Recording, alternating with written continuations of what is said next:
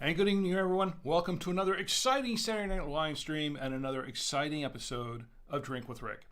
I am Rick, and tonight, we're going to open up a wine that's been sitting back there for a little while, getting ready, waiting in the wings. We're going to open up tonight, as I promised last week we would do, unless something else came up, and, nothing else came up, so this is it. This is the wine we're going to try. This should be an interesting wine because I haven't had one of these in a while, or a wine like it for a while, so it's going to be a nice change of pace, I think. Of course, we have some other fun things to do tonight, too. We have, we're going to open, pour, taste, and review this wine, pair it with some foods that have been prepared by my lovely wife, Chi. And it's kind of an open chat. We're going to toast a couple of birthdays, and some national days. One I think is very interesting. And, we'll see what everybody thinks about it. And we may show a film, but you pick the film. You pick the film that we show. And, of course, it is an open chat, so get in the chat. You direct the show. I do have a few things to talk about, like maybe fame, but I've been pushing that back off for a couple of weeks, so probably won't talk about that tonight either, unless we really want to. Anyway, I'm glad you're here. Thanks for joining me for this show. This is Drink with Rick. This is a stream of consciousness kind of show. I do have my show notes. They're right here. Had them ready just before the show. Did my show prep as usual. But we don't always follow these because really this show isn't about me. It's somewhat about the wine, but it's really about you and me getting together on a Saturday night, just kicking back with our favorite libation, whatever it is. It doesn't matter what you're drinking. Those of you who've been watching me for a long time know how it works. But if you're new, please, you can drink anything you want. It doesn't have to be wine. As long as you're legal to drink it, it's fine. Could be water if you want. I drink a little water on the show too. And also snack. Feel free to snack along. It won't offend me at all whatsoever in the slightest. Of course, I have a few things to snack on too. So we can snack together. Just kick back, relax, enjoy the show. Enjoy being here together. I'm here to entertain, but mostly I'm here to be with you. And you know what? I look forward to this every single week. This is the highlight of my Saturday night, being here with you. And that's what it's all about. Now, we don't talk about politics. We don't talk about religion. We don't talk about things that tear people apart. What we do is we talk about things that bring people together. And that's what wine does. Wine brings people together. And that's what we're going to fill this show with. Have some laughs, chat, whatever, share a story or two maybe. But it's just to get together and have a good time on a Saturday night. Now, I do have the show going live. You can join me. You don't have to be on Facebook in particular or YouTube. Or we have 4 different venues from which you can watch the show live and chat with me in real time. You can watch on Facebook. Our Facebook page is Drink with Rick. The YouTube channel, YouTube is Drink with Rick. Also on Twitch. Twitch is Drink with Rick, the number 1. All one word, Drink with Rick 1. And on Twitter, we're on Twitter at Drink with Rick. Also the website. The website is drinkwithrick.com. You can watch live there. I don't have a chat going, but if you click on the post for this show that's going on right now, you'll get a comment box below. You can put your comments in there, and I will respond in kind. It won't be right away. I won't see them until after the show, but put your comments in there, and I'll save them for the next episode, and we'll read them then. I will respond to you, and it's much appreciated, please. Also, the podcast. The podcast goes out Monday nights, 10 p.m. Eastern Time, every Monday night on all of these different venues. We're on Apple Podcasts, Google Podcasts, Spotify, TuneIn, Stitcher Radio, Blueberry.com, iHeartRadio, Deezer, Amazon Music, podcastindex.org, podcastindex.org, I guess that's how you pronounce it. Also by email. If you click on the little blue button in the subscribe box when you go to the Drink with Rick website, you'll see a little blue box that says by email, a little blue button there. Click on it, put your email address in there, and you will get the latest episode of Drink with Rick as soon as it drops. And no salesman will call. This is not for anything else except subscribing to the show. And of course, you can unsubscribe at any time if you want, but please don't. Please don't. You can also, subscribe on YouTube. Follow me on Twitch. You can do all of those things if you want to do. That's fine, and it's great. Anyway, let me show you the wine. Before we do that, let's get into the chats. Let's see who's in the chat tonight. Scott TMTHW is in the chat tonight. Scott, it's great to see you. I'm glad you're here. And Scott says, I'm at my office and one drink has turned into almost an entire bottle of vodka. I'm going to have to sleep here tonight. Oh, wow. Yeah, definitely. Please don't drink and drive.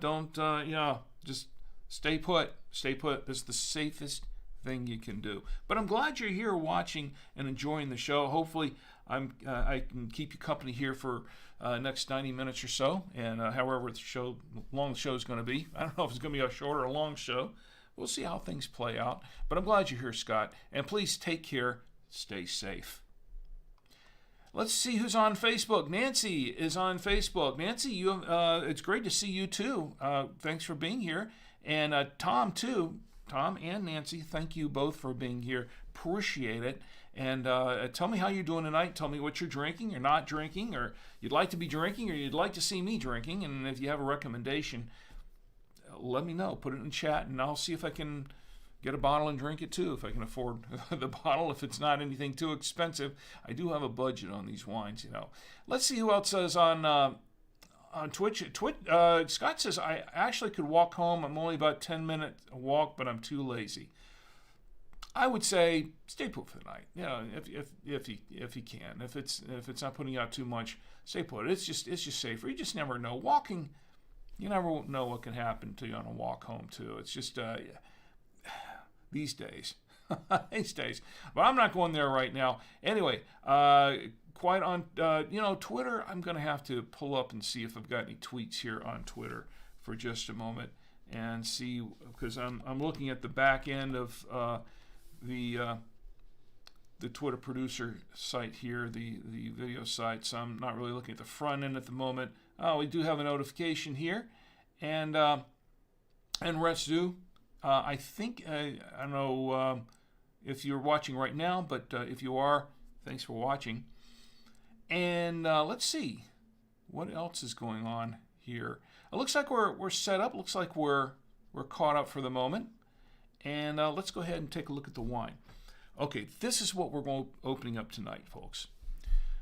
This is called a Satis Dei. Satis Dei. This is a Syrah-Garnacha blend. And this is a 2018. And this, according to the front, I don't know if you can see the label real well, but it says Exclusive Art Collection. Exclusive Art Collection. This is by Vino de la Tierra de Castilla. This is Spanish wine. This Vino de la Tierra de Castilla. And this is from Spain. It is a Satis Dei, and let me read the back of this wine here for just a moment. You can see the label on the back. Vino de la Tierra de Castilla. It's a red wine product of Spain. It says Satis Dei Exclusive Art Collection is a cultural coupage. The best vines, the best grapes, and the best new artists. It is a young wine with an oak touch. Brave and bold, unique character and image. Satis Dei is a platinum for new winemakers and artists. Pure expression. So this is 55% Syrah, 45% Grenache. That's what the Garnacha is, Spanish for Grenache. And it is latitudewines.com is the website if you want to go visit it. And it is imported by them, Latitude Wines in Danville, California. And there is 14.5% alcohol by volume in this 750 milliliter bottle of wine. That's what we got going on. So let me show you what we have to pair it with tonight. My lovely wife, Chi, has prepared this dish. There is some burger. We're going cheap tonight, no steak. Burger, and we have some pizza. This came from, believe it or not, this is a Papa John's pizza. Yeah, I know. Maybe I'll explain that later. I can let Chi explain it. She's a big fan of Papa John's.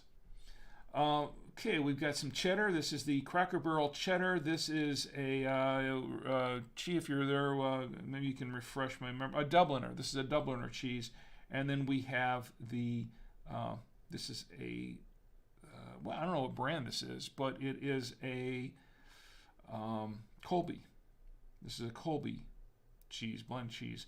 And we don't have any of the Trader Joe's double cream Gouda here. Unfortunately, I've been informed that the double cream Gouda is a little past its prime. So we're not doing the double cream Gouda tonight.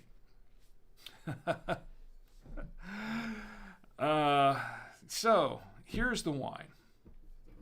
This is the bottle of the wine. We're going to go ahead and open this wine up. Get a close up here. And tonight I have my foil cut, my regular foil cutter. I didn't bring the fancy one up here that Chi made for me before, that Chi bought for me, I'd say, over the holidays. Got the foil cut, and then I'm going to have the mechanical, let's see, the mechanical corkscrew to open up this wine. And we're going to, there we go. A little awkward when you're sitting down, you know. Okay, but it comes right out. Look at that. And just about right out. A little stuck in there. That's a long cork. This is a little bit longer than some of the other corks. So it's let me see if I can get this out of here. There we go. Wow. A little bit longer than some corks we've had. It is a little on the longer side, isn't it? I don't have another one to compare it with at the moment, but all right. And then we're going to go ahead and put the aerator in there. I do have the aerator tonight. There we go. Make sure it fits nice and tight. And then to pour or to hold the grape nectar, I have my genuine Galway Irish crystal glass from Ireland. This is given to me by my employers at BuyTwoWayRadios.com. It's genuine crystal. Yeah, I love the ding. You can tell the difference, you know, when you're dinging crystal and dinging glass. You know, it's different. Definitely a different sound. Let's pour a little bit of this wine into the glass. Just a little bit for starters. Let it open up a bit. Get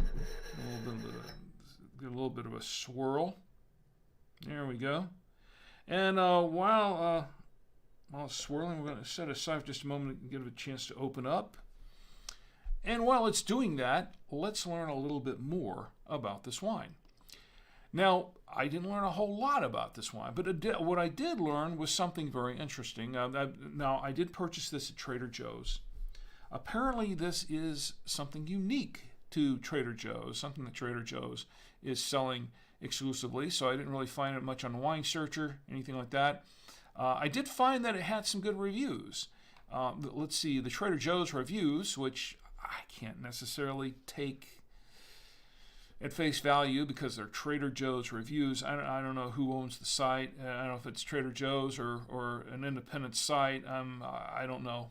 I didn't really research it, but I've seen this site a couple of times before, been there a couple of times before, and it does get 4 stars out of 5, and people do seem to like this wine.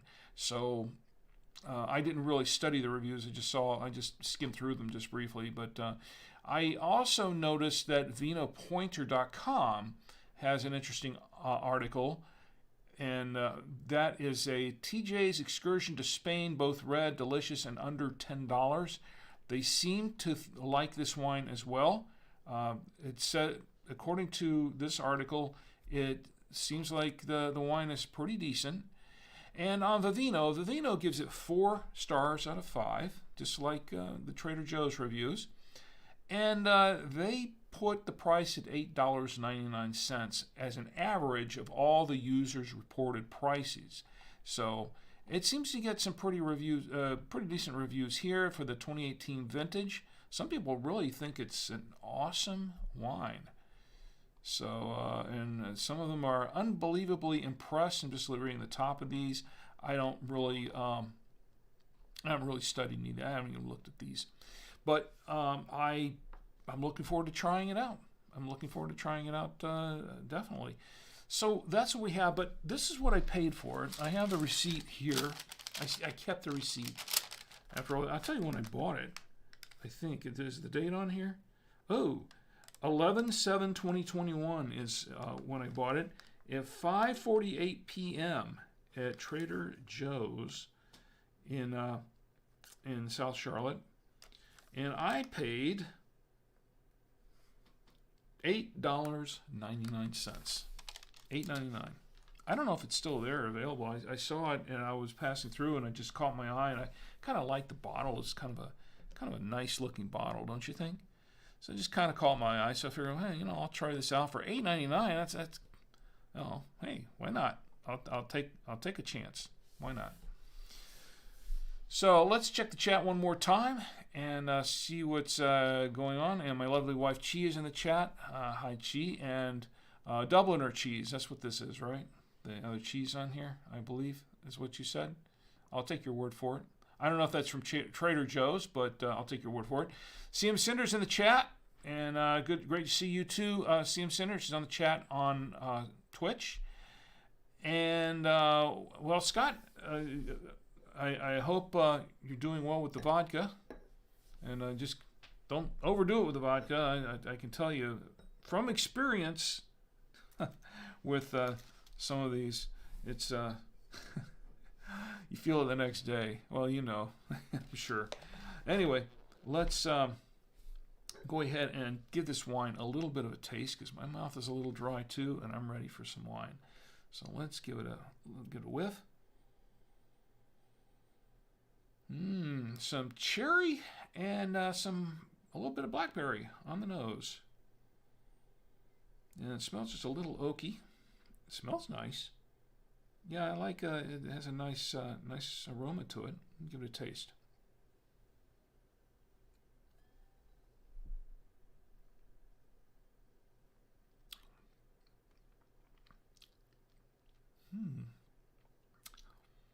Yeah, quite a few things going on here. Definitely cherry. And there is some blackberry in there. You taste the blackberry. And there is a little bit of vanilla in here, I think. Vanilla in here. Maybe just a hint of strawberry, too. This is it's not nearly as bold as the wine we had last week. And I'm kind of liking this so far. It is a little sweet on the tongue, but it is fairly dry, actually very dry wine going down. There is kind of a long finish to it. It has a very long finish to it, but it's a nice one. It's a fairly nice finish. I think it's kind of it's a medium-bodied wine. It's not too bold. It's not too heavy. Let's see.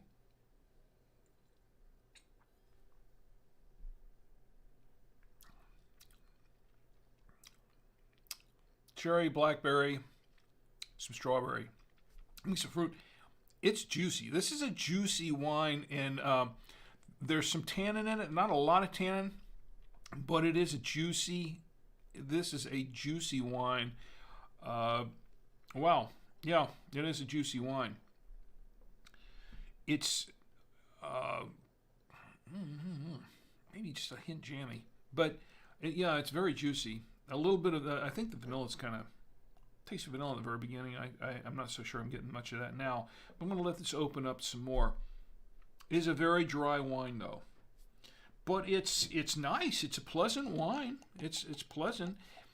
I'll say that. Yeah, it is. It is maybe a little bit jammy. It's a very juicy wine. Ooh. Yeah. And it stays with you. It lingers. It lingers a bit, for sure. It's a little bit oaky too. I'd say it's a little bit on the oaky side, but it's not too bad. The blackberry seems to be standing out a lot more than the cherry. I smelled more cherry, but I'm tasting more blackberry on this. So interesting wine. we're going to pair it with some foods in just a few moments. But let's go back to the chat for just a moment or two and see what's going on there. And kind of quiet on Facebook at the moment. Let's see what's going on YouTube. Oh, yes, and let's see. Oh, yeah, Yadagami Sama, is that how I'm pronouncing that right, is in the chat on YouTube. And says, thank you for your videos. They help me a lot. Well, thank you. Thank you for watching. I appreciate it. And Zario Kashad is in the chat as well. But Yadagami says, thank you for your videos.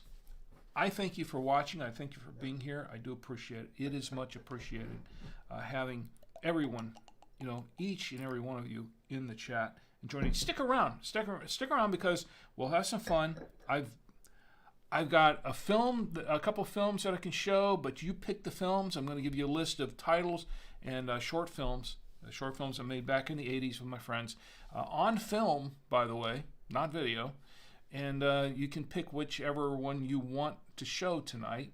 Whoever, we'll go by votes and see who wants to see, which film the most. And I haven't had that much wine to drink yet. But that could change any moment because the wine is actually pretty decent.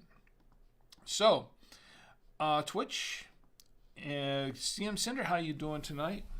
And by the way, CM Cinder, she won a couple weeks ago, or about a week or so ago in Twitch, she won a 3D printer. So congratulations to you, CM Cinder. And I gave a shout out last week to Loyal Moses, and he's a Twitch streamer who does 3D printing, and he was giving out a 3D printer. He had one that he was doing a giveaway for, and she entered the giveaway. CM Cinder entered the giveaway and won it. So congratulations to CM Cinder. And a shout out to Loyal Moses. Ooh. All right. Let's go ahead and pair this with some food. I'm going to try this with some food and see what it tastes like. Now, this is what we have once again on camera 3. We're going to try it with the burger first. I have a feeling that this Syrah will probably be okay with the burger, with the Grenache mix. It's only 45% Syrah, so we'll see. We'll see how it tastes. Burger's good, by the way. A little on the cold side. It's been sitting up here in the studio for a little bit. It was still good.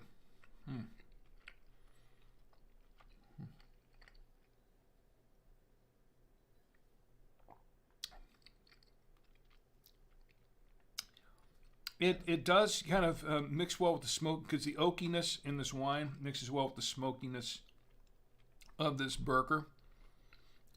This is kind of a burger that I think it was pre-cooked, but and my wife grilled it, but it has kind of a smoky taste to the burger. Not bad, not bad. It's a pretty decent burger. I think this would be okay with a burger, with a decent burger. CM Cinder says, I am trying to relax today, have been hyperfixating on things all day. Hyperfixating. That's not a word I hear very often. Hyperfixating. Okay.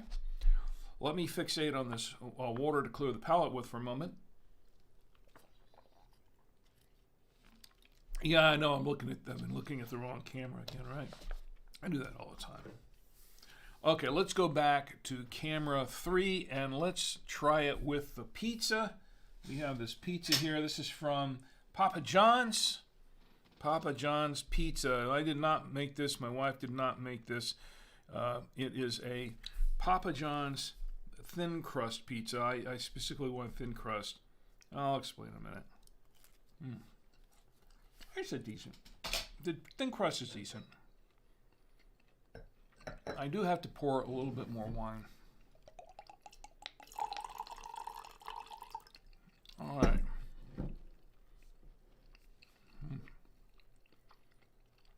Pizza.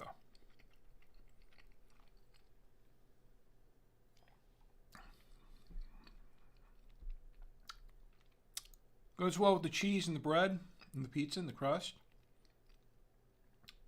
The sauce is okay.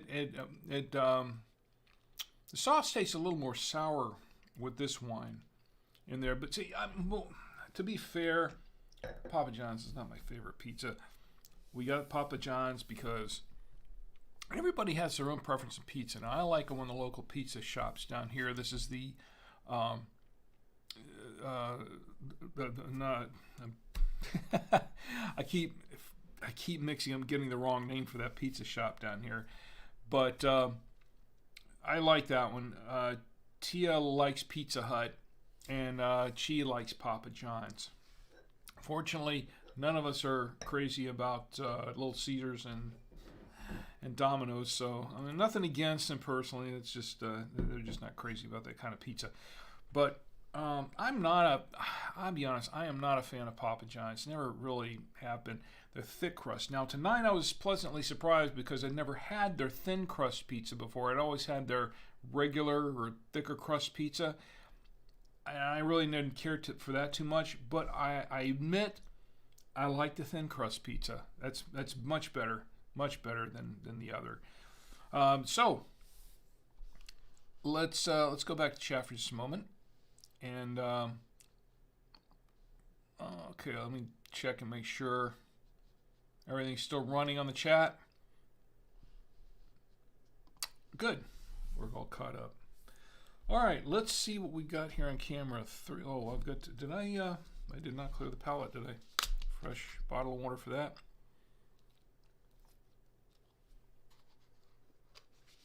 Okay. All right, let's go back to camera 3 and let's see what we have here for the cheeses. The cheeses. First off, let's try it with the Dubliner. The Dubliner cheese. We'll try that and see how this goes with the. Now, the Dubliner is a little harder cheese. Not real hard, but let's see.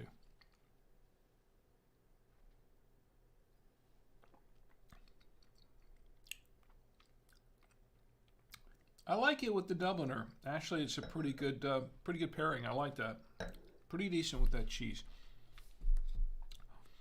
I think hard cheese was not really the right word. It was a little sharper cheese, and I think this probably goes okay with a sharp cheese. Clearing the palate a little bit. One more time.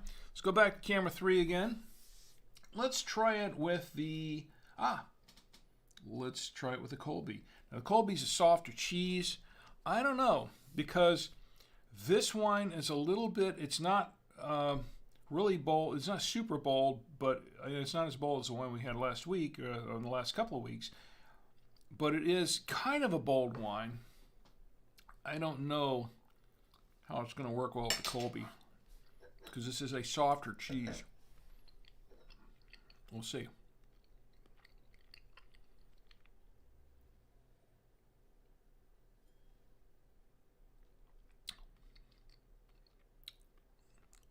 Yeah, it works. It works with the Colby. I'd have to say that, yeah, the wine is a little bit bold for this cheese, but it's still okay. It's not a bad pairing. Not a bad pairing at all. Okay, let's clear the palate one more time. And let's try it this time. Get back to camera 3 here. Let's try it this time with the cheddar. This is the Cracker Barrel cheddar cheese. And I expect this is probably going to be a pretty good pairing. That's good. But this is a sharp cheddar, and I think it's going to be fine.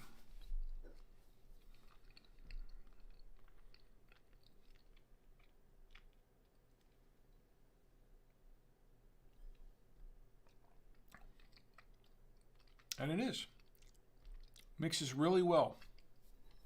Now, there is one caveat to this wine and the cheddar cheese and all of the foods here. 14.5% alcohol. This is a fair amount of alcohol in this wine. And I am guessing, because I can taste the alcohol in this wine up that level, especially the aftertaste, especially during the finish. You can tell the alcohol is there. It's fairly prominent in that taste and the finish. I would say that this is a wine you don't want to drink on its own. You probably want to pair it with food, just like with last week. But if you do drink it by itself, I'd say you've got to like some bold wines for that. Okay, I'm gonna clear the palate a little bit. The water does something else too, and that helps prevent the red wine headache that some people get if they're, from wines that have a lot of tannins or have a lot of sulfites in the wine, as the red wines tend to have, especially when they're really bold. So that kind of helps take the edge off of that. And that's why some people don't like red wine, is because they get these wine headaches, and it's not really because it's just red wine, it's because of all the added sulfites and things in the wine, as a general rule. Okay, so let's go back to the chat for just a moment. And Amy's in the chat. Amy, it's great to see you in the chat on Facebook. And Dan is also in the chat. Great to see you too, Dan. I'm glad you're both here, and we just finished the food pairing on this wine, and this is what we're drinking.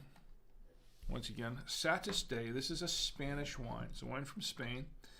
Vino de la Tierra de Castilla is the winery, and it is a product of Spain. 14.5% alcohol by volume, and I have to be careful, or I'm going to feel every bit of that in just a short period of time. This could be a short show, folks. But I do have some toasting to do, so let's get right to it. And on a film, too. Please stick around, pick out what film you want to see tonight, and we're going to have some fun.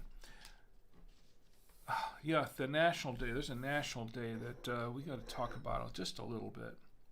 But it's not, nothing heavy. It's just fun. I think it's interesting. And Amy says, good evening, Rick, and good evening back at you, Amy. I hope you're doing very, very well. And Dan says, cheers, Rick, and cheers right back at you. Dan, what you drinking tonight? What are you and Amy drinking? You'll let me know what you've got. Anything in particular? I need to check Twitch again. Here we go. And, okay, and CM Sender's still relaxing, right? And Scott, I hope you're doing all right. Just take it easy, sit back, my friend, and enjoy the show, and just participate as you can. But it's okay. No pressure, no worries there. All right, so where was I? Oh yes, we're going to toast a couple of birthdays. I have some birthdays to toast. Yep, I do. I have a birthday to toast. Let me cue up the fireworks. Fireworks cued. Oh, wine has to be cued as well. Cue the wine. I'm going to go easy on that stuff tonight. All right, and the first birthday I want to toast is for my good friend Ed. Ed, your birthday was this past Thursday, February 3rd, 2022, and Ed and I go way, way back. We went to church together for a long, long time. I knew him when I was a kid. And he was all grown up when I was a kid, going to church there. And I remember when he and his wife were married, and I believe we were at their wedding, as a matter of fact, too. I remember that. And so we've been friends for a long, long time. Anyway, Ed's birthday was this past Thursday, the February 3rd. And to Ed, I want to say happy, happy birthday. And may you have many, many, many, many more. To Ed Strickland, happy birthday.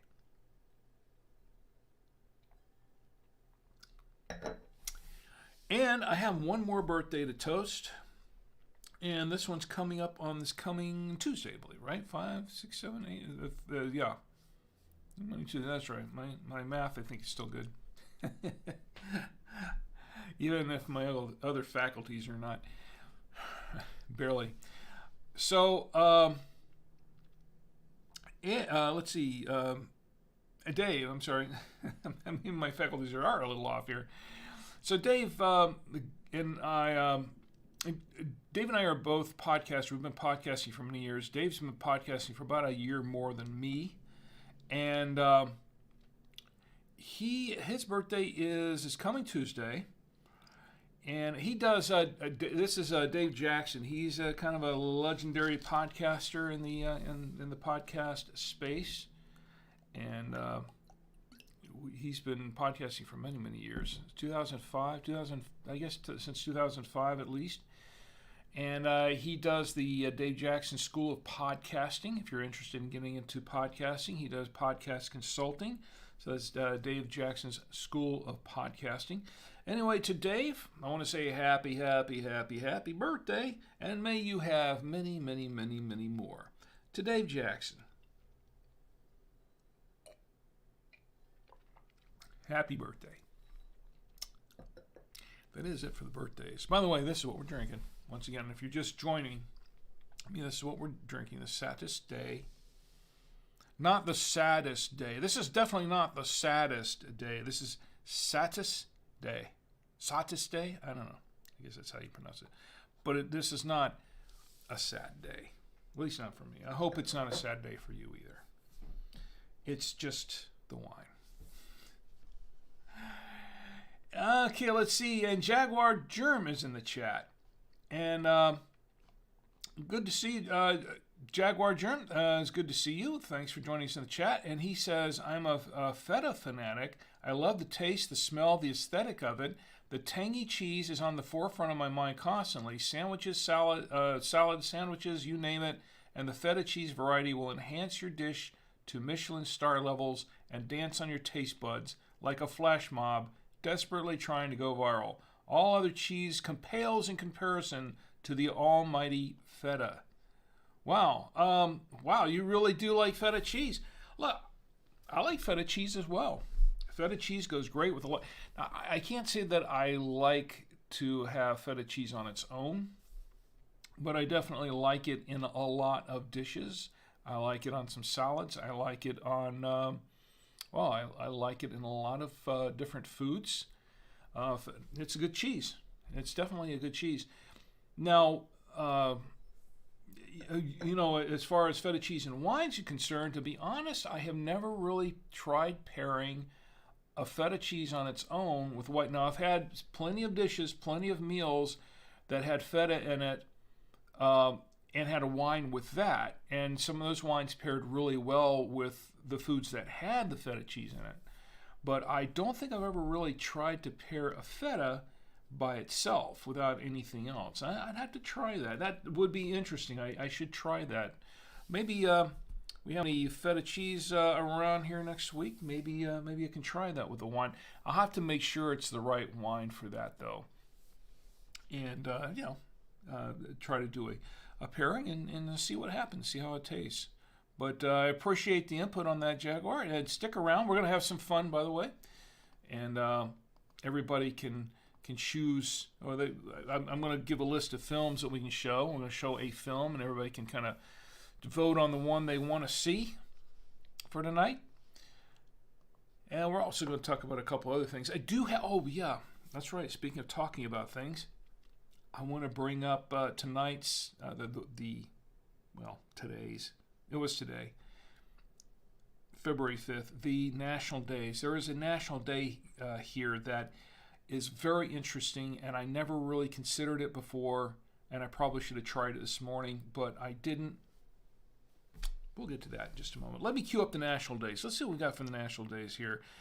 Cue up the National Days. Okay, National Days queued. Everybody have something that they can toast along with me, and we'll toast the National Days for Saturday, February 5th, 2022, and February 6th, 2022, because it's going to be February 6th and another hour and 8 minutes Eastern Time, if you're in Eastern Time Zone. All right, February 5th. Well, I wasn't going to talk. This was not the one I was talking about. That. Oh man! Right off the bat, I didn't even see this one coming. This was not the one I was referring to, but we could talk about that if you want. But I would prefer we leave that alone. February 5th is National Shower with a Friend Day. National Shower with a Friend Day. Let's not talk about that one, okay? I mean, I don't know. I don't know where that's coming from. I don't know where it's going, but I think it lends itself to things. I don't know. It does. Let's Okay. February 5th is also National Weather Person's Day. No, I mean if you want to toast, you that's fine. You can.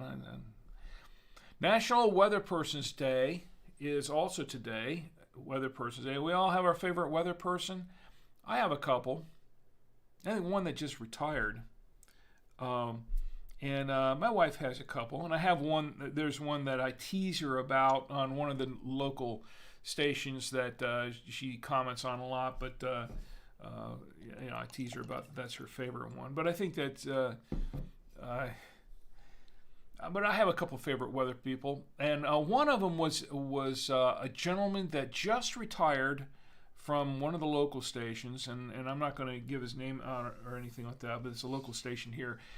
But I was always impressed. He was an older gentleman, but I was always impressed at just how articulate he was in presenting the weather, and also how well dressed he was. He was just such a snappy dresser. Always wore these really nice suits, but he was very graceful, very articulate on camera, and it was one of the things that kind of impressed me. An older gray-haired gentleman, kind of like myself, but he had all his hair, and like me. But I was always impressed at just how well, how well dressed he was, but how well he presented himself on camera. Always a very, very professional, very nice, very friendly guy, but also very professional and just very articulate. I always thought that was really cool. Anyway, National Weather Person's Day. I'll drink to that. It's also World Nutella Day. You like Nutella? Nutella, it's okay. Hey, who likes Nutella here? Who has never had Nutella and doesn't know what it is? Amy says, "Happy birthday, Dave." And Amy, right, thank you. Happy birthday, Dave. Again. Amy says, "Cheers to that." I'm not sure what we were saying cheers to that to, but okay. We can. And let's see. Let me check the chat all around here. Okay. So, where was I? Oh, yes. National Nutella Day. Who likes Nutella? I know people who love Nutella. I never was really a big, was crazy about Nutella. But I can eat it. It's not bad. It's okay. It's just not, it was not something I really craved at any time. But some people really like it. Very popular, and it's good. It's decent. I like Nutella. World Nutella Day. Okay, I didn't know it had its own day. Actually, I take that back. I think we toasted it last year too, or 1 year. I think we did toast it 1 year previously. Okay, it's National Play Outside Day. First Saturday of every month is National Play Outside Day. It was way too cold to play outside for me, so I did not play outside. If you played outside, good for you, and I toast you for that. That's good. Everybody should go outside and at least get their 15 minutes of vitamin D out in the sun. I think that's healthy. I should do that more as well. National Play Outside Day. I'll drink to that. Okay, now we come to the national day that I said, not controversial, but kind of fun, but something it never occurred to me before. Never occurred to me. Today, believe it or not, today is there's no national in front of it, but it's a national day. Today is Ice Cream for Breakfast Day. The first Saturday in February is Ice Cream for Breakfast. Have you ever had ice cream for breakfast? Who does have ice cream for breakfast? I'm sure people do. I'm sure the people that do. I don't think I've ever had ice cream for breakfast. I've never had ice cream for breakfast. But hey, I'm all for trying. I'll try it once. But let me tell you something about ice cream. Let me find out. I want to get a reactions here. Amy, Dan, anybody else? Chi, Tom, Nancy, anybody in the chat there on Facebook that wants to comment on a National Ice Cream for Breakfast Day? And Tom Antio just joined the chat. I'm pretty sure he would like that. He says, how's the wine? It's actually pretty decent, Tom. Thanks for joining me, by the way. Thanks for joining us all. And yeah, it's decent. It's decent. A little bold. You probably wouldn't like it. It's probably too bold for your taste, but it's good. And it paired fairly well with most of the food there. Although I don't have any feta cheese. Sorry, Jaguar. I don't have any feta cheese to pair it with, but that's an idea for the future. I'll see if I can work that in for a future one. But, Tom, I'm pretty sure that you would like to try ice cream for breakfast, right? So it's National Ice Cream for Breakfast Day. You know what? If I had known that, I think I did. I think I saw that before and said, hey, CM Sender, ice cream for breakfast day. And then I promptly forgot about it. If I thought about it this morning, I might have tried it just for fun. Just for fun, maybe. To go with some coffee, because I like to have coffee in the morning with my breakfast. And ice cream and coffee. Don't ice cream and coffee go well together? Yes, they do. In fact, they go so well together, there is coffee ice cream. And it's quite good too. So coffee, ice cream, coffee, it's all good. For breakfast, I guess if you can have coffee for breakfast and ice cream for breakfast, I guess you can have coffee and ice cream. And maybe coffee ice cream for breakfast. And Amy says, I'm sure it's happened once or twice. Oh, so you've tried? Have you tried it? I'm sure it's happened once or twice. You've tried ice cream for breakfast. You know what? I will drink to that. Let's all raise our glasses and toast whatever you have there. It can be water. It doesn't matter. Gatorade, orange juice, milk, a bowl of ice cream. Well, you can't drink the ice cream unless it's melted. Tom Anthony says, actually, that sounds kind of gross. I don't know. I wouldn't knock it till I tried it. I'll find out first. I'm going to find out first before I make that judgment. But I will toast it because I think the concept sounds pretty interesting. I like that. Here's to ice cream for breakfast. I'll drink to that. Once a year. I mean, you know, what's it hurt? Now, I know I shouldn't be eating ice cream for breakfast. I probably should not be really eating anything for breakfast or lunch, and maybe just a light dinner and just kind of, I don't know, fast for a couple of days and lose a couple of pounds. But you know, once a year, come on, it can't. Not gonna hurt once a year, right? As long as you're not doing it every day, unless next week is Cinnabon for breakfast week or something. I don't know. It might be one. I've had too many Cinnabons for breakfast and lunch. I'm not doing a story on that tonight. Anyway, so we've got ice cream for breakfast day. So Tom Antias thinks it's gross. What does everybody else say? What do you say? What do you think? What do y'all think? It's gross? You try it? Amy's up for trying it. Ice cream for breakfast. CM Cinder says, I know if I had ice cream for breakfast, I wouldn't actually feel very refreshed or energized about it, and I would just end up regretting it. Well, maybe not, but let's look at it this way. What is ice cream? Ice cream is a dairy product. Well, what's it made of? It's made of cream. What does cream come from? It comes from milk, right? That's milk. And where does milk come from? From cows. And as we all know, there's nothing like a bowl of cereal with milk in it to get you started in the morning, and cream in your coffee. Now, I don't put cream in my coffee, but a lot of people do. So people can have a bowl of cereal with milk and cream in their coffee.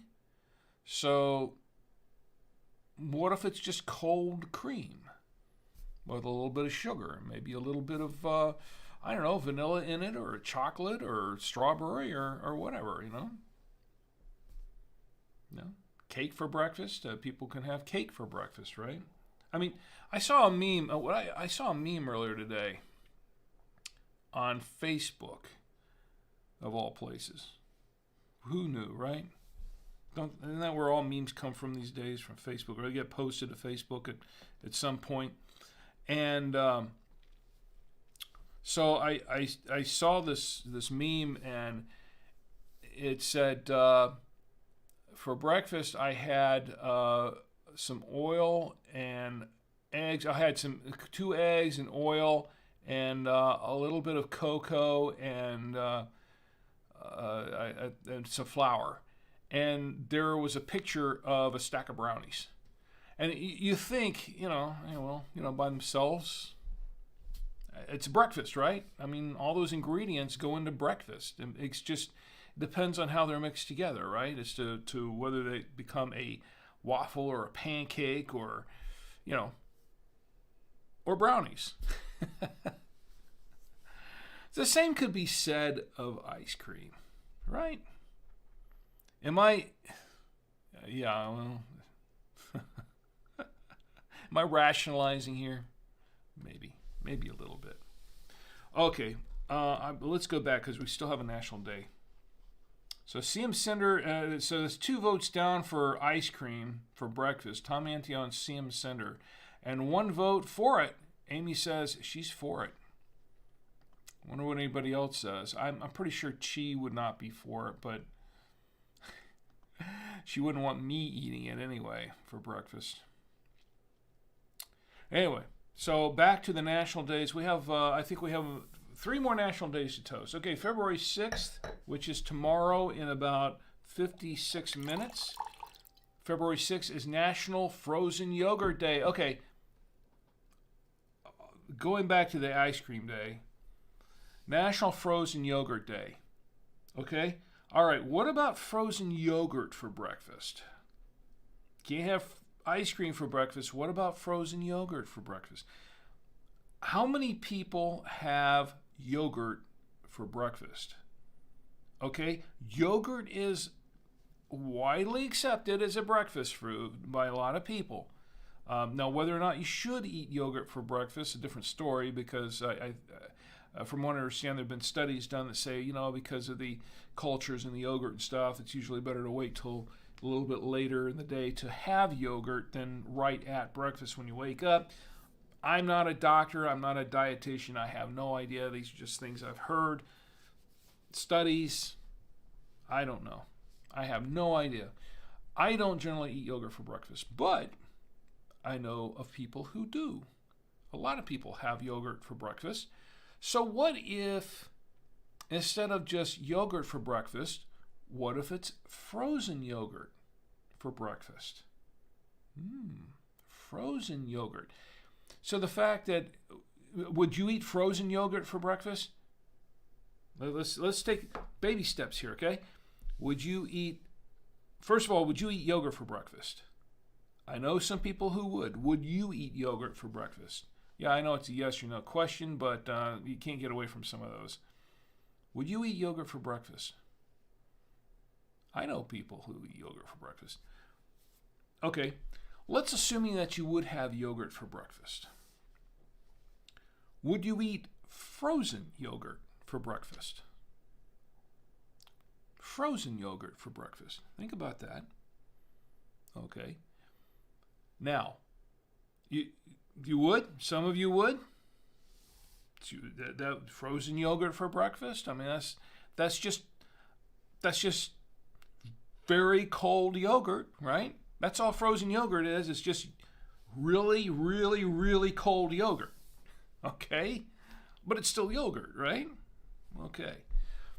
So if you would have yogurt for breakfast, you could have very, very, very cold yogurt for breakfast, right? Right? Come on. Admit it. You would not have a problem. Tom Antio, I'm sure you would say cold yogurt for breakfast, frozen yogurt for breakfast would not be gross.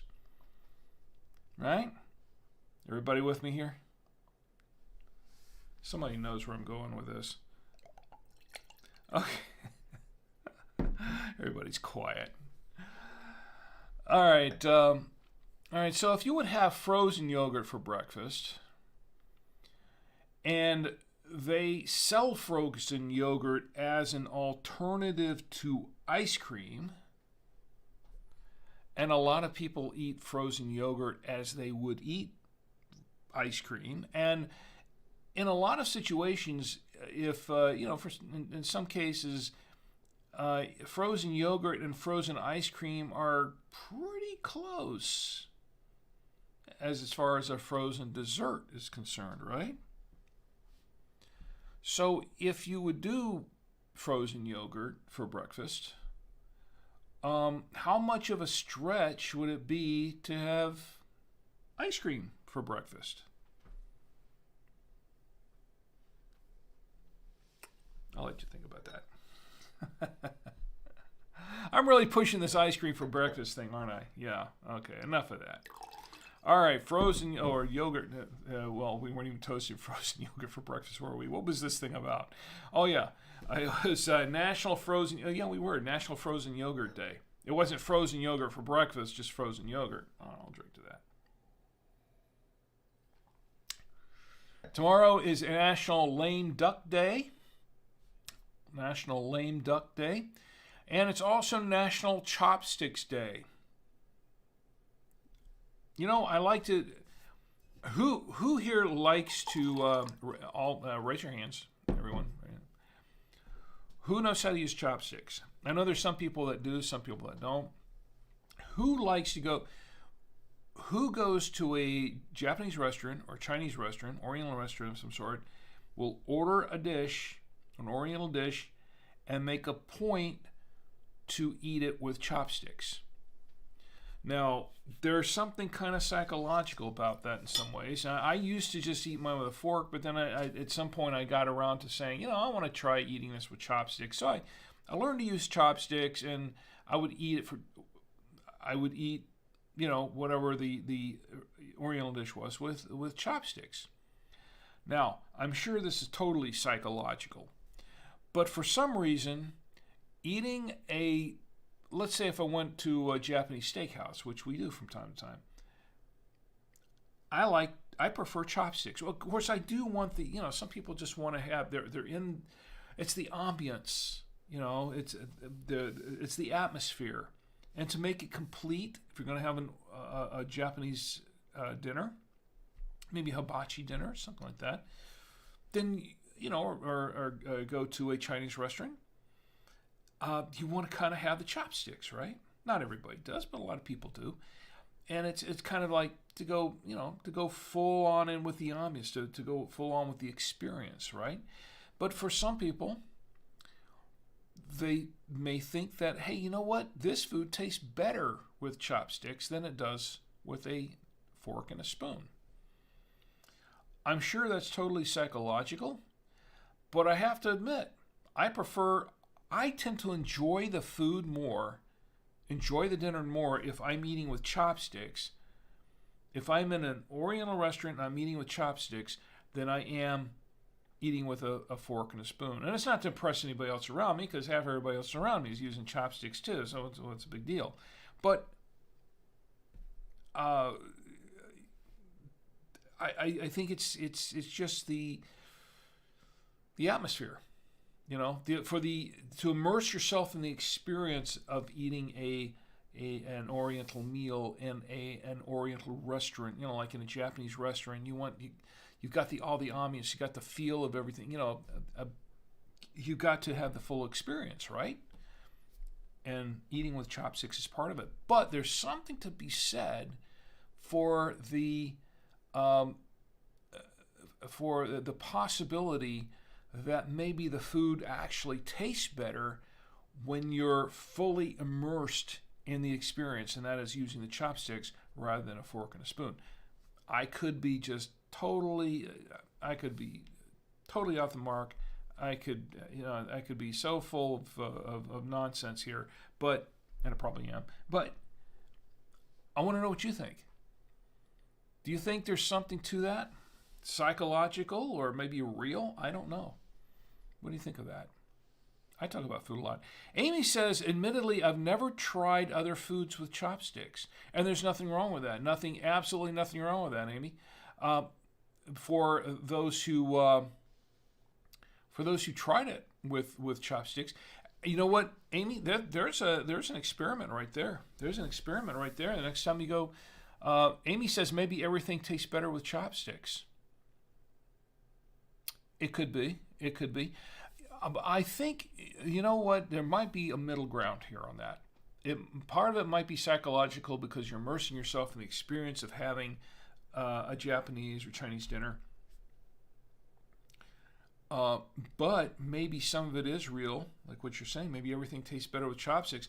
Maybe part of it is the fact that one of the things with eating the dinner with chopsticks, and this is nothing against, no, this is not any cultural dig at anybody, okay? Because when I'm eating with a knife and a fork, and I'm having a meal at home, and we're all doing the Simpsons thing where they're just shoveling food in their mouths like that, it's kind of hard to really sit back and enjoy the food. When you're eating with chopsticks, that kind of because you can't sit there and shovel food in your mouth like with a fork or a spoon or a shovel,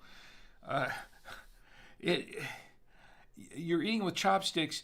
You have to have a little finesse in handling the chopsticks and picking up the food and delivering the food to your mouth with the chopsticks. You do have to have a little bit of finesse with that. Having said that, people will tend to eat slower when they're using chopsticks. Now, what does that do when you're eating food? When you're eating it a little bit slower, at a little slower pace, it's giving you time to savor and enjoy the food a little bit more than if you're just sitting there going like that, right? Does that make sense? I'm thinking that it's partly psychological, but I think there's something real to it. And Amy, I think you're onto something there. Maybe everything does taste better with chopsticks because maybe the chopsticks kind of forces you to sort of slow down. When I say you, I'm talking about in a general sense. I don't mean you, but I'm saying it forces one to slow down and really have a chance to really taste their food and sit back and enjoy the food more. And I have heard other studies done where they say that when you slow down and you have a chance to enjoy the food like that, that it actually helps your it not only helps you enjoy the food, savor it more, but it actually helps your digestive tract rather than just sitting there shoveling in your mouth like that, as many people do. Well, I don't know if everybody, I know everybody doesn't, but it's like, for instance, if you go out and buy a hamburger, what's the thing? You got a hamburger, you're holding your hand, you're going, who's sitting there taking a bite of a hamburger, setting it down, chewing it up, thinking thoughtfully for a moment or two, and then taking a bite? I don't think I've ever seen anybody eat a hamburger that way, okay? Now, I'm not saying you can eat, to eat a hamburger with chopsticks. I don't know that you really can, but what I'm just trying to make the point here, the argument that maybe using chopsticks in that sense kind of slows down your meal a little bit enough so that you can enjoy the food better. Does that make sense? I don't know if I'm explaining that very well, but there you go. CM Sanders still on the ice cream. I think she's going to have a bowl before the show's over. Okay, so where were we? That was National Chopsticks Day. I'll drink to that. Well, there's a good experiment, Amy. If you've never tried it, try. I would say try the chopsticks. Try eating the chopsticks with a meal and see what it's like. And what do you think? See if see if it does maybe make the meal taste better. We'll see. All right, I guess that does it for the national days. Once again, this is what we're drinking. Satis Dei, not Saddest Day. Satis Dei. It's a Syrah and a Grenache blend. 45% Syrah. No, excuse me. I'm sorry. I take that back. Rewind. 55% Syrah and 45% Grenache. So I had it backwards. 55% Syrah, 45% Grenache. And so far, I think the wine is doing pretty well. It's 14.5% alcohol by volume. I'm trying to go easy on this wine. Trying not to overdo it tonight. I'll see if I'm successful in that regard by the time this show's over. Okay, so we've got that out of the way. Let's, you know what? I think I would like to. There is one more thing. I want to make a congratulatory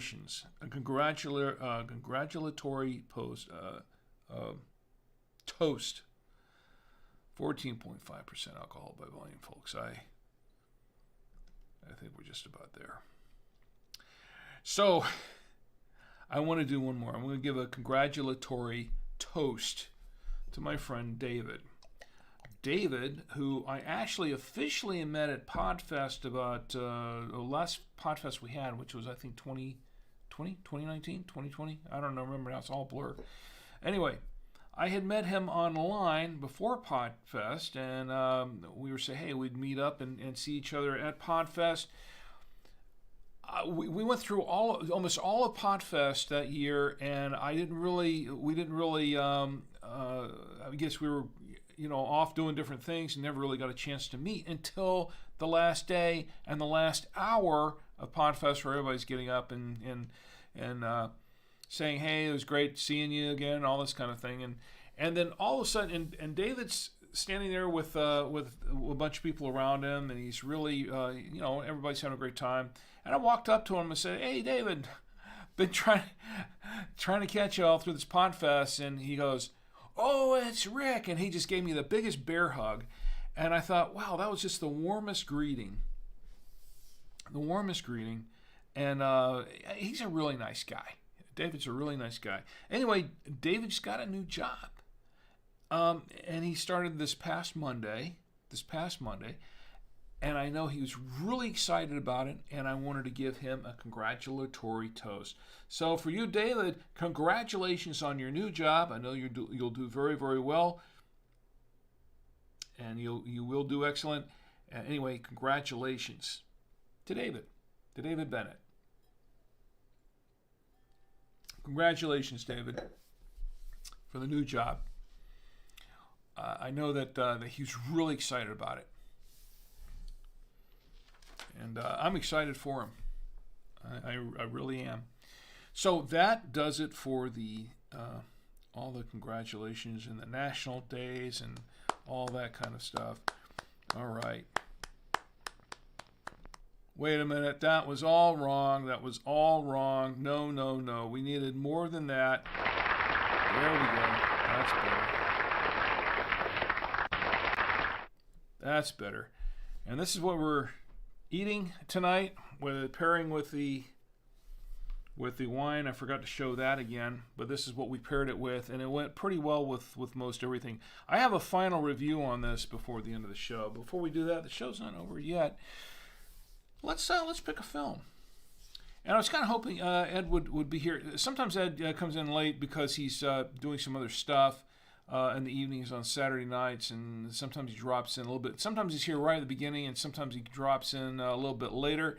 But I was going to give Ed a chance to do it because I know he wanted to see the Damn film. I'm not cursing. It's made. It's named after a little bit after the actor Van Damme. It's a long story, but. he's not here, so maybe I'll save that one for next week when he can be here to watch that, because I know he missed it the first time we showed it. In the meantime, I do have other films we can show, and I'm going to let you pick the film. Everybody can decide what they want to see. And let me see, I've got a bunch of them queued up here. Now, I've shown The Analyst recently and The Cadillac Ranch. But we have some other films we can show. We have Cool Carl's Cowboy Boutique, which is a classic, very entertaining short film. We have Harry's Climb, which is an animated film that I did, that we did. My buddies and I did back in 1980s, and this was not like like cutouts or anything like that. This was like the damn film was. This is all done on cell animation, like old Disney style. The way the Warner cartoons and the cartoons of yesteryear were made, where you had clear cellulose sheets of cellulose acetate, and you paint, you drew and you painted the characters on them, and you shot it one frame at a time. And a lot of the cartoons from the, like Saturday morning cartoons of the 60s through the 80s, before everything went digital, the original the early episodes of The Simpsons were shot before everything went all digital and CG, all computer generated nowadays. But back in the olden days, as they would say, the early days, the golden days of animation, that's how this film was made. I don't want to oversell it because it's a goofy film, but it's but it was a film that we made. We spent quite a bit of time on it, and we even built an animation stand, multi-plane animation stand, to shoot this with. Let's see, we've got that was Harry's Climb, and let's see, we've shown the Miracle Exercise cue before. Let's see what else we got here. The Stringy Art. Stringy Art's a classic as well. And let's see, we have anything else on? Yeah, I think that's what I've got queued up here tonight. So you can make a choice between whether or not you want to see. We're going to save the damn film for next time, unless Ed shows up at the last minute here. But we can show Cool Carl's Cowboy Boutique, or Harry's Climb, or the Stringy Art. One of those three. How about that? And I could show Attack of the Bubble Creatures, but that's way too long for tonight. That's like a 15-minute film. So I'll let you all decide what you want to see. I'll give you a few minutes to decide which one you want to watch. And Tom Antio, CM Cinder, Scott, if you're still up and about, you haven't fallen asleep, you're still up and about, Jaguar Germ, if there's any particular film you want to watch, let me know. I'll give you guys a few minutes to make up your minds or vote. If everybody has a different title they want to watch, we'll take a vote on it, see which one we'd prefer to watch. In the meantime, while we're waiting for that, and Amy and Dan, let me know. And Nancy, Tom and Nancy. Tom, I don't think you and Nancy have seen any of these films, have you? I don't think you've seen, maybe you've seen one or two of them, but I don't think you've seen any of these films. And these were films I made, that my buddies and I made back in the 80s on Super 8mm film. So jump in and tell me what you'd like to see. In the meantime, I would like to talk a little bit about... do we really want to talk about Fame tonight? I'm just too tired to go into that one. I said I might, but a little bit too tired to go into that. Yeah, well, let's not talk about Fame. A little bit. Maybe just a little bit. I was talking before about Podfest and how we go there every year. And when I've been podcasting since 2006, I've been in the game for a long, long time. And back in those early days, there weren't a whole lot of podcasters, but there were still some get-togethers, there were still some meetups and things like that until the first podcast-related conventions started coming around. Now, I did attend one that was a virtual one, and the first, I think it was probably the first virtual one that happened. That was back around 2000. Seems like I remember it was 2000, the end of 2006 or I think it was early 2007 when that one occurred.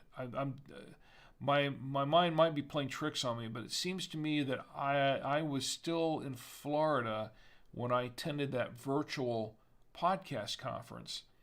It was completely online. It was one of those virtual expo kind of things. Really interesting. But that was the first podcast conference or expo or convention that I'd ever attended, and it was interesting. I kind of liked it. It was interesting. But since then, when others came around and I had the opportunity to go to them, now there were a couple of reasons where I said, well, I couldn't. One was money. One was funds, because it was not cheap to fly to these places. I don't like flying to begin with, but also I had a young family at the time, and I couldn't really just up and leave them and go to a podcast convention for a few days. So it wasn't really in the cards for me at the time. But as time went on, my kids got older, and we were doing more. We were getting out and about and doing more things, and we were able. I could afford to attend some of these things. I still didn't do it. For a couple of reasons. One, I always kind of kept kind of a low profile as a podcaster.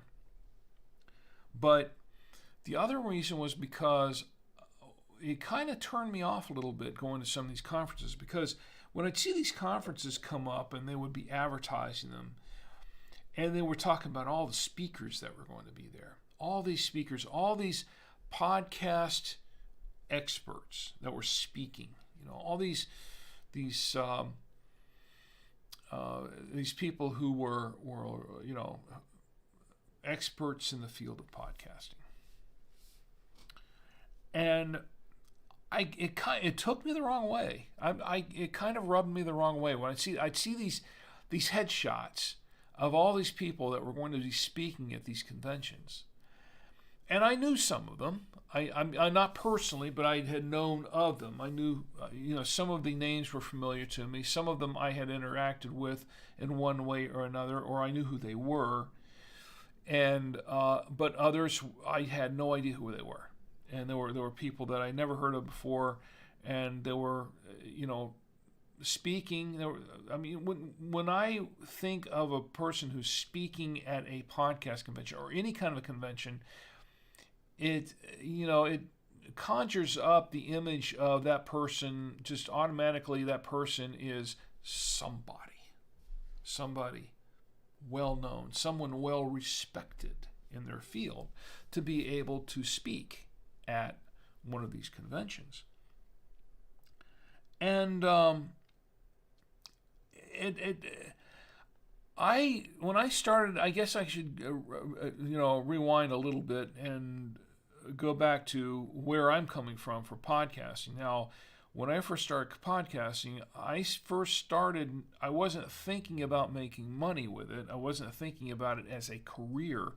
I was thinking about it as a form of expression, an artistic form of expression. Now, I was thinking, down the road, maybe I could make money from it. Maybe I could make a career out of this down the road. Who knows? But that was not my first. That was not the impetus for doing this. It was not the first. It was not the reason for my getting into it. And I'm not going to go into all the reason tonight per se, because that's a long story right there. But in short, I got into podcasting because I wanted to do something that was creative, that was enjoyable, something that reminded me of radio, something I could do to emulate my days in broadcasting in a way, maybe kind of hone my skills a little bit more in that respect for voice work, but mostly because I thought it would be cool and fun to do. Just cool and fun to do. Something I would really enjoy doing. And I was correct. I really enjoyed doing it. Now, in those days, I mean, a lot of us were like that. We weren't making money at it. We were just doing it because it was a labor of love, and but that's how a lot of us did. So there were a lot of us that were purists, I guess. And when people started making money at it, now, yes, I was approached on my second podcast, I was approached by a number of vendors for sponsorship opportunities, and I took some of them. Most of them I turned down. I took a couple of them. I should have probably taken more than I did. Looking back, I made a mistake in not taking some of them, but for different reasons. But at the time, I didn't take advantage of that. And because I was really more concerned about maintaining the integrity of my show than just, making money from it, pretty much. I mean, I still stand by that. And even now with this show, I don't do this to make money. I'm doing this for fun. It's the most expensive show I've ever done, and I'm doing this for fun. And it doesn't include the cost of the wines every week. So, I'm getting back to my thought here. Oh, what were we talking about? Yeah, 14.5% alcohol by volume. That's what that is. Okay. Well, anyway. So I'm starting off in podcasting, and I'm doing this, and then I'm looking at some of these shows that I could attend, and I see all these headshots of people that are looking very professional and very astute and very knowledgeable in their field of podcasting, making them very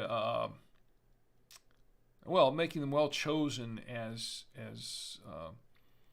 educators for podcasting, professionals in podcasting, those who others would like to listen to and aspire to be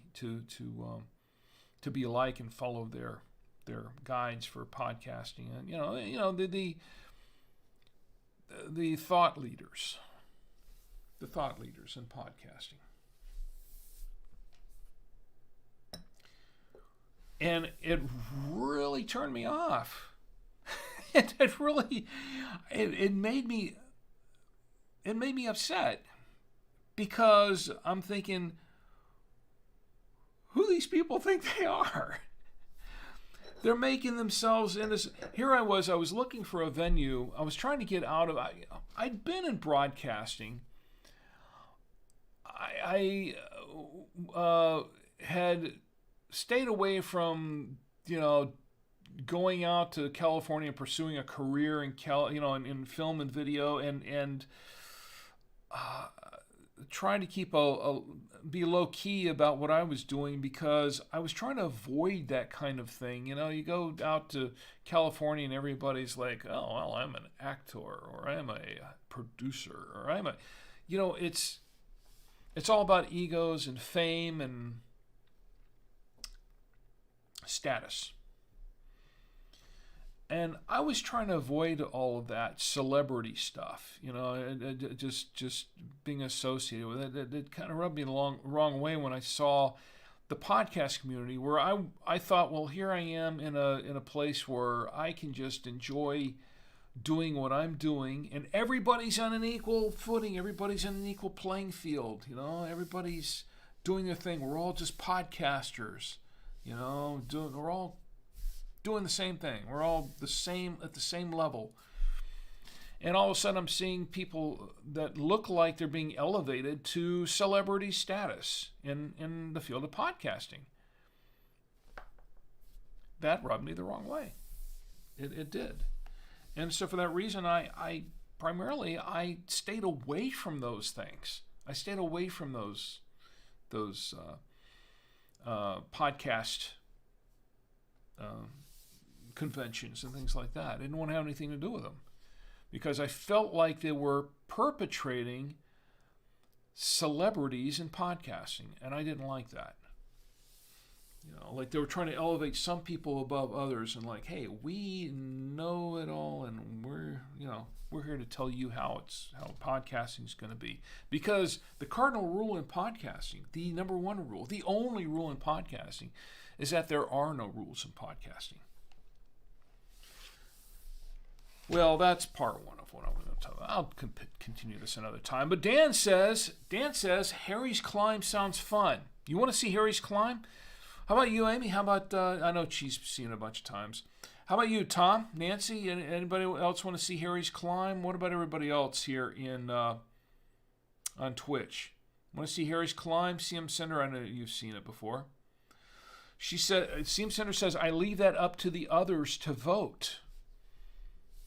But Dan's suggesting Harry's Climb, so I think that might be a good idea.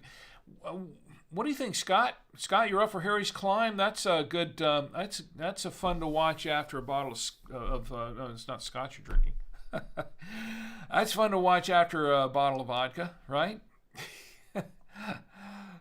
Yeah, I know you say I don't know because I haven't seen it yet. Yeah, that's true.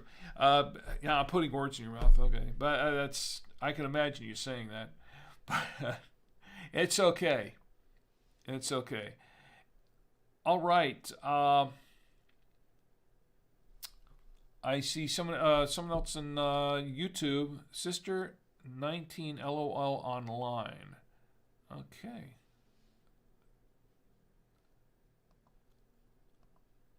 I'm not sure if that's for real or if that's spam. Okay, so anyway, CM Cinder, you were going to leave it up to everybody else to vote. Okay, so who's for Harry's Climb? Everybody want to see Harry's Climb? Everybody's okay with that? And Amy says Harry's Climb. Okay, we'll show Harry's Climb. And we will pick up my discussion on fame next week because that's I don't want to go too far into the weeds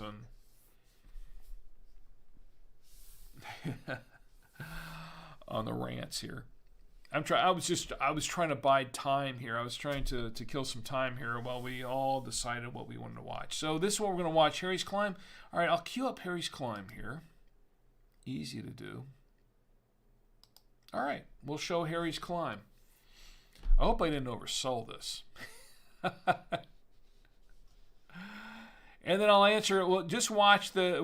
I'll try not to do any setup on it. Just watch it, and I'll just say that it's an animated film that my buddies and I made back in the early 80s, early 90s, sometime back. I don't know. I think there's a date on it somewhere.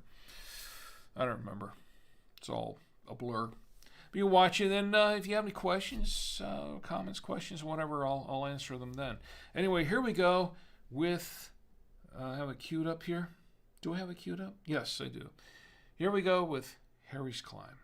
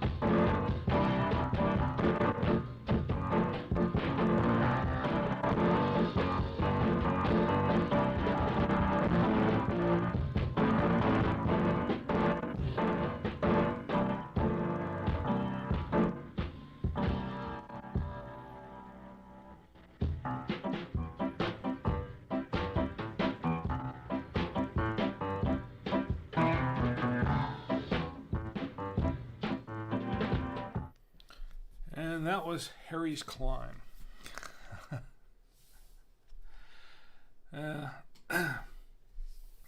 So we shot.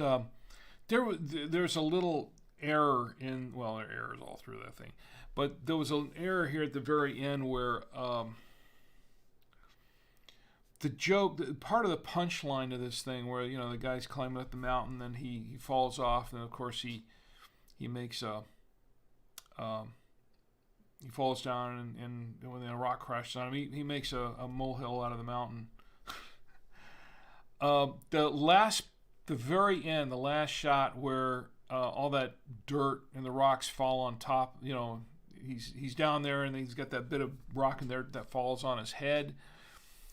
There was supposed to be one more thing that happened at the end, and that was that his flag, the green flag, was supposed to come down and stick in the top of the mound and start waving the flag. And then it was supposed to fade out. But when we were shooting this thing, I completely forgot. And we were shooting on in a period of time on a day where we were having to get most of it shot and all at once. And I forgot the sequence with the flag coming down. So we put it down and we ended it, and then Jim and I, who were shooting, who were actually taking the frames of film on our camera stand, on the animation stand, we kind of we didn't even, we completely forgot about it until after we finished, and we saw, oh man, there's a whole stack of cells over here that we forgot to add to it, and I got back, well, we're not reshooting it now because it's a lot of work to shoot that stuff. I mean, it's, one frame at a time. You keep swapping out the artwork one frame at a time. It takes a long time to do. So after we faded out, we said, wait a minute, there's a stack of stuff here. Oh, no. But it was, I think what happened was we had sent the film off for processing, and then we realized we forgot it. So Amy says very cool, and Dan says very cool. Love the animation, super creative. Thank you both. You're way too kind. Amy and Dan, you're way too kind, both of you. Make a toast to Amy and to Dan. Thank you very much. Thank you very much. Yeah, it was 1981 is when we did that. And we made a couple of little cell animated films, and there was one that we did. There was actually another Harry Oglethorpe cartoon that we were actually in pre-production on, and we actually shot a couple of scenes for on with pencil, just the pencil sketches to do animation tests on. A couple of sequences. We had actually outlined, and we had done animation for several scenes of it. It was called Harry Goes Fishing. We never actually shot the film. We never actually finished it, but we had done a lot of the animation for it already. And I think we got caught up in some other things, and we just other projects and whatever, and we just never finished the film. But I kind of wish we had now, because that one would have been better. But at least in my head it would have been. But we had storyboarded that one, and the Harry Goes Fishing, and we had gotten together and we'd done we'd done a lot of the animation work on it, and several sequences that my buddies and I had actually animated for me. And in fact, my friend Jim had done this beautiful sequence with all these fish, these smaller fish getting eaten by larger fish, and just done this really cool sequence with it.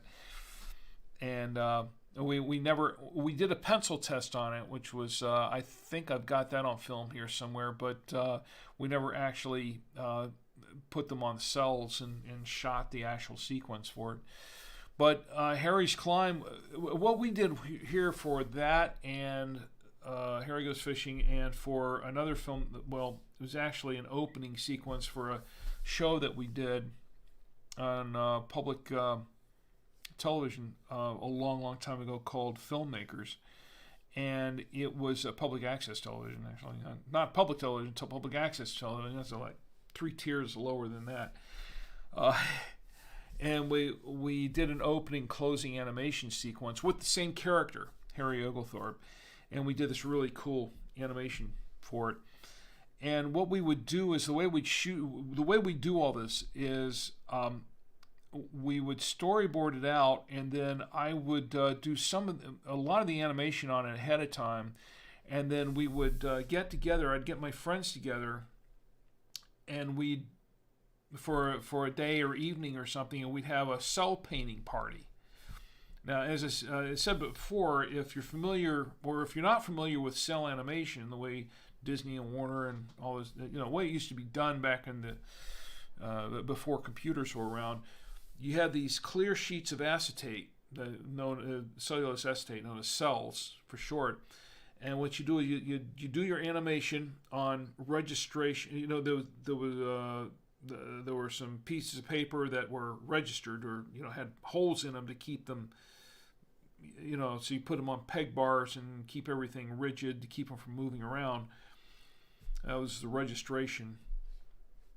And you do the animation on those sheets of paper, and then you would transfer them to the cells. And the way you do that is you take a cell that was also punched down with holes in it, and you lay it down over the sheet of paper, and you'd ink it. You'd ink over the drawings so you could ink the cell and transfer the drawing to the cell.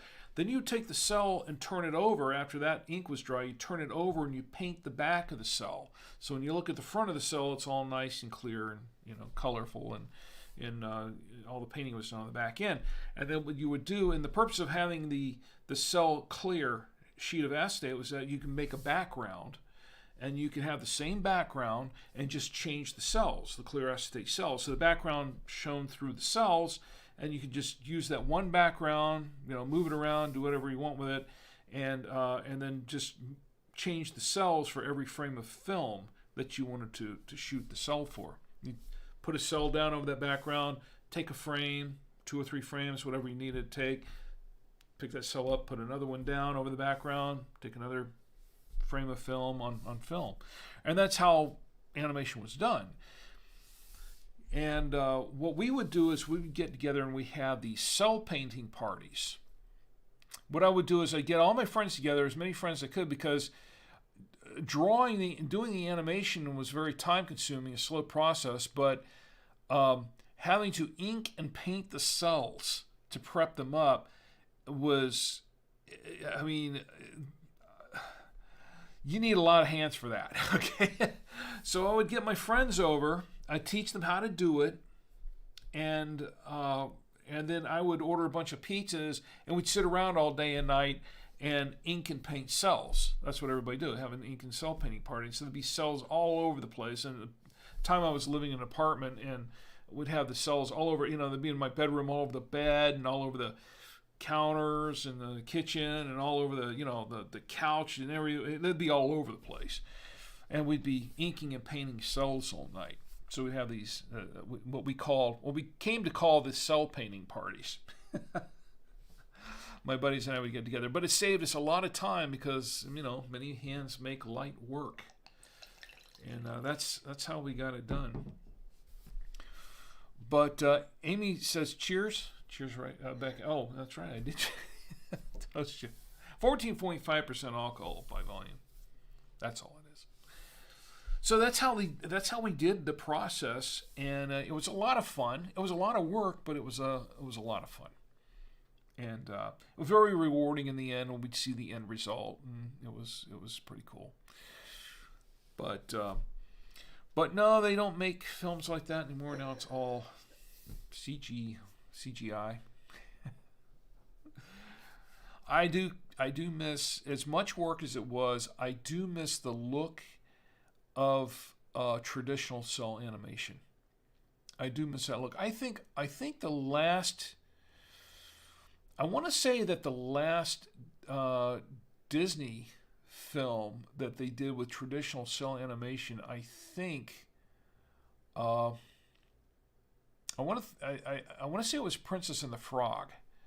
It seems like they were doing some sequences for that on sale, but I could be wrong. If Anthony was in the chat, if Ed was in the chat, I know people named Ed and Anthony, and there's Ed Anthony.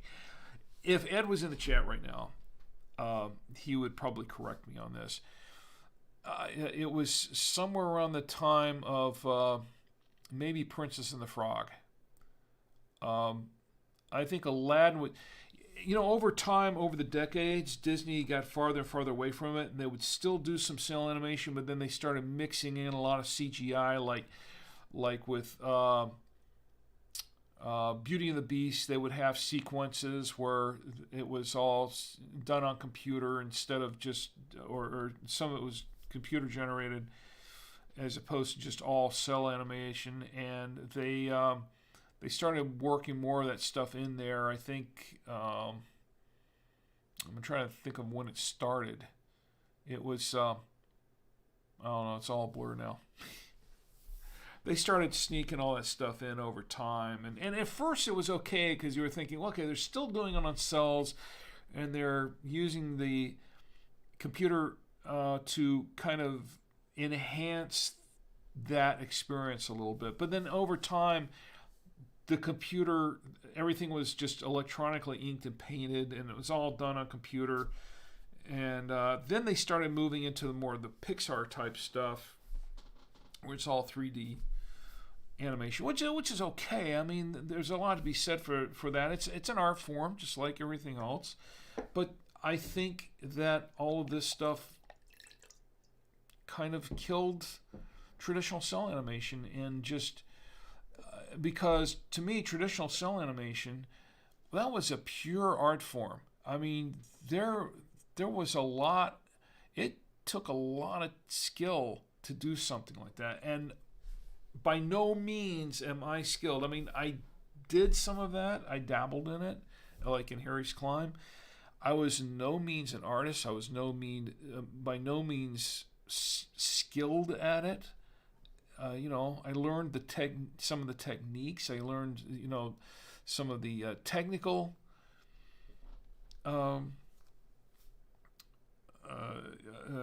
aspects of it and things like that. But I never. It was not something that I was super skilled at by any sense of the word. I mean, certainly nothing like any of the Disney artists at the time. They were the masters at that. Warner's and wow, the guys doing the animation for MGM, and wow, even the Fleischers, do the early Popeye films and things like that. I mean, some of these people were just masters at it. They knew exactly what they were doing, and they broke ground. They were real innovators in animation, and wow. George Powell, who did mostly stop motion stuff and things like that, puppetry and things.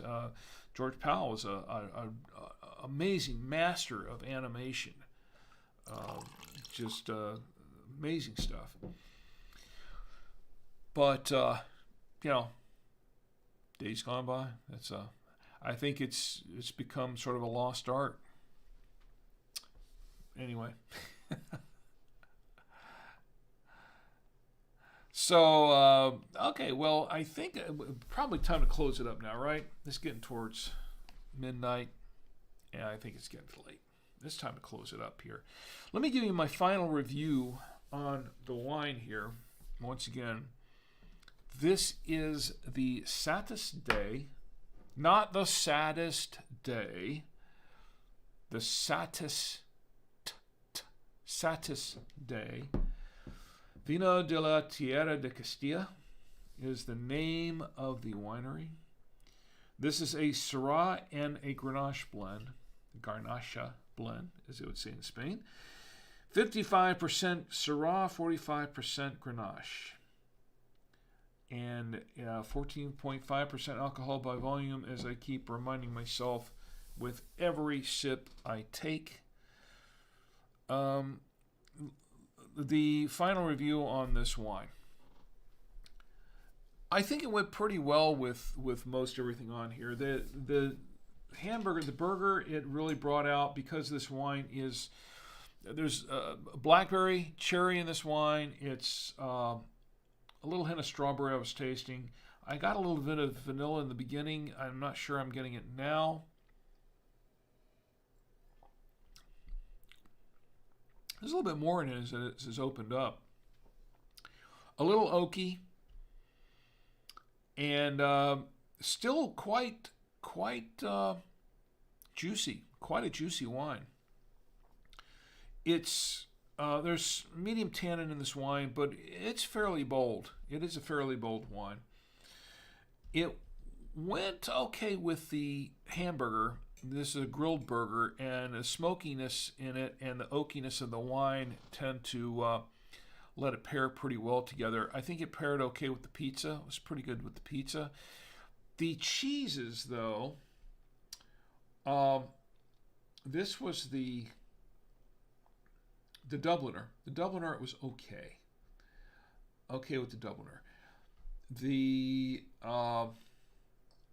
what is this? This cheese. It was, I don't know. I didn't like it as much with the Monterey Jack, with the Jack cheese. And it went really well with cheddar. It went really well with the cheddar. I think the Jack cheese, it's the Colby. I'm sorry, it's Colby Jack here. It was okay with it, but it didn't really stand out or anything. But overall, it's a decent wine. I like it. It's gotten really good reviews online. $8.99 for this bottled wine. $8.99, not bad. I'd say it's pretty decent. I like the wine. I would say, would I buy it again? For $8.99, yeah, I probably would buy it again. I like the bottle. I have to say that if you look at the bottle, I really like this bottle. This is a, I don't know if I showed it up close too much, but this is a really nice looking bottle. I really like the bottle, and I like the artwork on the label. And I really think this is pretty cool. The bottle, and that's one of the reasons why I didn't want to open it right away, because it sat in the back for quite a while. And I thought, it kind of looks kind of cool back there. I like it. It's nice back there. I kind of hated to open it. And, I mean, I'm glad I did, but it could have sat back there a little bit longer. I like the artwork. It's pretty nice. But, and you know what, and I didn't really notice this before, but they carry this up here on the neck, here, too, of the bottle. They carry this up a little bit farther up, this painting. I like this. It's the bottle. It's really cool. So overall, it's a decent wine. $8.99. You can't really go wrong. I mean, Trader Joe's. Trader Joe's. It's an exclusive there apparently, but I like it, and it's pretty cool. So I'll give this one a pretty good rating. I think it's a pretty decent wine, and I would probably pair it more. You pair it with some foods. It'll go okay with the pizza, I think. A full hamburger, not just the hamburger meat. I think this wine would probably go better if you were eating this with a full burger with lettuce, tomato, pickle, mayo, onion, whatever cheese you want, cheddar cheese. I would do it with a burger with cheddar on it or something. I think that would go better with this wine than some other cheeses. Feta, I don't know if we didn't have a feta to try it with, so Jaguar Germ, I appreciate your input on the feta cheese, and I'm going to try to do that at some point. I'll make a point to add some feta to the dish and see if we can try it out with some of that in the future. You know, come to think of it, it might not be too bad with, say, I don't know, a salad with feta in it. It might be a Greek salad, maybe. This might be okay. See, this is a Spanish wine. I don't know, but it might not be too bad with a Greek salad. Maybe with some olives. Might be all right with that. I'm just guessing. I don't know. I don't know if it'd be great with Greek food, but we're gonna have to bring some cheddar on here sometime and find out, right? With a wine or two. But I appreciate the suggestion anyway, and we will. I'll take that seriously, Jaguar, and we will see if we can get some feta in the future to add to it. In the meantime, I think that does it. I can recommend the wine. I think the wine's pretty decent. It's not a 5-star wine. People were giving it a 4 stars solid. I think I'd give it 3.5 stars, maybe. What the heck? I'll give it 4 stars. It's not a bad wine. It's a little bold for my taste, but it's good. It's a good wine. It's cool. Anyway, that's my final review on the wine. I think we're done for the night, right? I want to thank everybody for being here with me. Next week we're going to go back to Italy. We're going to go back to some Italian wines. I have a couple of Italian wines here to open up, and there's one reason for opening up a bottle of Italian wine, because there is a birthday and an anniversary that I need to toast. I really need to toast. And a birthday and an anniversary. No spoilers there, but there is a birthday and an anniversary to toast. So I think we're going to toast it with a good Italian wine. Or, well, we'll find out if it's a good Italian wine. Could be a good Italian wine. Let's hope so. It's an older Italian wine. It's a 2014. So that's what we're going to celebrate with, a 2014. We'll see how well it pairs with some foods we have next week. Anyway, in the meantime, I want to thank everybody for being here with me. I want to thank you for being here. You really do mean a lot to me. I want to thank Tom and Nancy for being here with me tonight, and my lovely wife G, and Amy and Dan. Thank you very much, and I'm glad you enjoyed the film. We have more here, and I'm actually about to send off a bunch more to transfer from Super 8 to transfer over, so we'll have plenty of films to watch over the spring.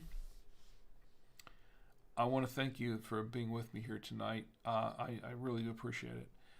And on YouTube, let's see, Yorogami-sama, thank you for being here, and everybody who joined me on YouTube.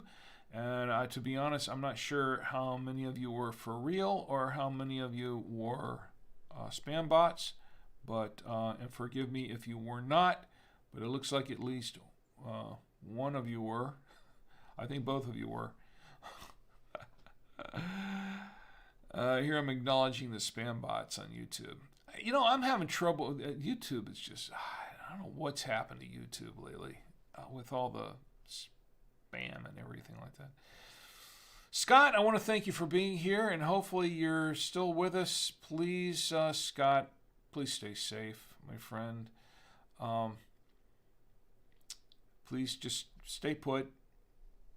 Stay put. Probably the best thing to do for the night. Scott, thank you for being here. I do appreciate it. I'm glad.